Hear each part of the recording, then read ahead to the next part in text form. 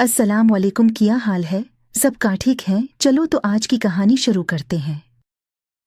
मैं और मेरा शोहर सऊदीया में मकीम थे। हम दोनों ही BA पास थे, इसलिए मेरे शोहर को एक फैक्ट्री में वर्कर की नौकरी मिल गई। लेकिन उसकी तनख्वाह इतनी न थी कि घर का गुजर बसर अच्छा होता। इसलिए मैं भी एक अरबी के घर इसके बच्चों को केयर टेकर के तौर पर ख्याल रखने लगी।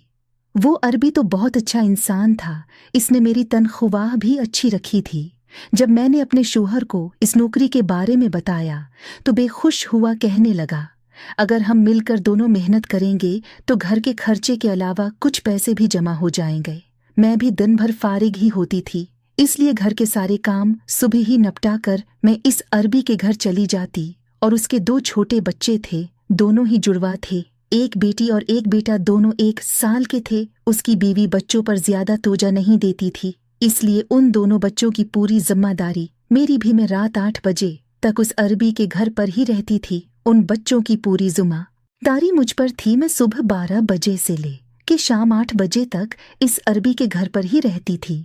मुझे हैरत होती थी कि एक माँ होते हुए भी इस अरबी की बीवी बच्चों को देखती तक नहीं थी। बच्चे को खिलाना पिलाना, उनका डायपर चेंज करना, सबका ख्याल रखना सब मेरी जिम्मेदारी थी। वैसे भी मालकिन काफी सख्त मजाज की और मुझसे लिए दिए ही रहती थी, ज्यादा बात नहीं करती थी। मुझे अभी उनके घर चंद दिन नहीं हुए थे काम करते हुए कि मैं इस औरत के मजाज को अच्छी तरह से समझ गई थी। वो हर वक्त मुलाजमीन पर चीखते चिल्लाते हुए नजर आती थी। अगर किसी से जरा सा भी काम खराब हो जाता तो उस पर चिल्लाने लगती है। अगर मालिक घर आते तो इससे भी जरा सी बात पर शोर मचाने लगती। मैंने बात महसूस की थी कि मालिक अपने बच्चों से बहुत मोहब्बत है, लेकिन बीवी शायद अच्छी नहीं मिली थी। मालिक जब भी अपने काम से घर वापस आते तो सबसे पहले बच्चों के कमरे में आते। मैं बच्चों के साथ ही मसरूफ होती, इसलिए पहले दरवाजे पर दस्तक देते।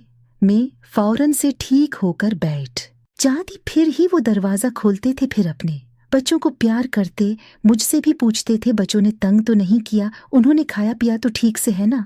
वो अरबी पूरे दिन की बच्चों की रूटीन मुझसे पूछता था। मैं भी उस अरबी मालिक को सारे दिन की रूटीन बता देती थी।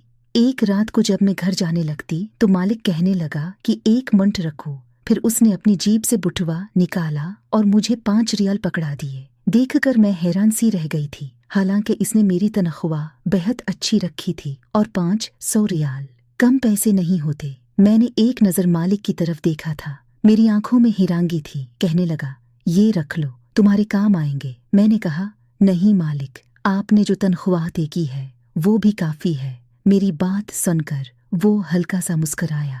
हाँ जी दोस्तों, अगर उस कहानी का पार्ट 2 देखना है तो इस चैनल को सब्सक्राइब कर लें ताकि आपको आसानी से पार्ट 2 मिल सके, क्योंकि अगली वीडियो में पार्ट 2 आ जाएगा।